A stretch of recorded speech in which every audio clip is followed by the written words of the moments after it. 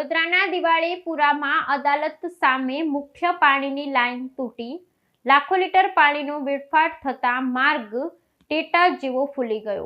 વડોદરા શહેરના દિવાળીપુરા વિસ્તારમાં આવેલી અદાલતની સામેના મુખ્ય માર્ગ પર પીવાના પાણીની મુખ્ય વિતરણ લાઇનમાં ગંભીર ભંગાણ સર્જાવાને કારણે લાખો ગેલન પાણીનો વેડફાટ થયો હતો। આ ભંગાણના કારણે માર્ગ પર પાણીની રેલમછેલ ફરી વળી હતી, જેના પરિણામે તાજેતરમાં બનેલો રસ્તો પાણીના પ્રવાહ હેઠળ દબાણ આવતા ફૂલીને વિકૃત થઈ ગયો હતો।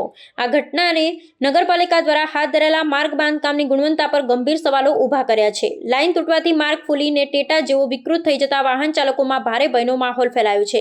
માર્ગની હાલત જોતા વાહન ચાલકો અને સ્થાનિક નાગરિકોમાં ગમે ત્યારે મોટો ભૂવો પડી જવાની દહેશત ઊભી થઈ છે, જે કોઈ મોટી દુર્ઘટનાને નોતરી શકે છે। એક તરફ શહેરના અનેક વિસ્તારોમાં નાગરિકો પીવાના પાણીની અછતની ફરિયાદ કરી રહ્યા છે, ત્યારે બીજી તરફ આ રીતે લાખો લીટર જળનો વેડફાટ થવાથી વહીવટી તંત્રની નિષ્ક્રિયતા સામે સ્થાનિક લોકોમાં રોષની લાગણી પ્રવર્તી રહી છે।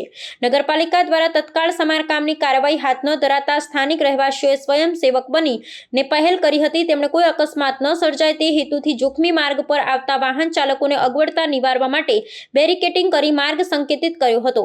આ ઘટના અંગે સંબંધિત વિભાગ દ્વારા તાત્કાલિક તપાસ હાથ ધરવામાં આવે ને જવાબદાર અધિકારી તેમજ કોન્ટ્રાક્ટર સામે ગુણવત્તા નિયંત્રણમાં બેદરકારી બદલ કડક કાર્યવાહી કરવામાં આવે તેવી સ્થાનિકો દ્વારા માંગણી કરવામાં આવી છે। નંબર 12માં જે અમે કોંગ્રેસ તરીકે ભુવા નગરી ખાડોદરા નગરી તરીકે અમારા શહેર પ્રમુખ જે યાત્રા કરી રહ્યા છે, જે જનતાને જગાડવા માગે છે કે 30 વર્ષથી ભાજપનું શાસન આપીને છેલ્લે આપણને આપ્યું શું, તો કે ભાઈ ખાડા આપ્યા, ખરાબ રોડ રસ્તા આપ્યા। એટલે જનતાએ બી જાગવાની જરૂર છે અને આ લોકોને આ કોર્પોરેશનની જે ચૂંટણી આવી રહી છે એમાં જાકારો આપવાની જરૂર, કારણ કે આ લોકો આપણો ટેક્સ ઉઘરાવે છે।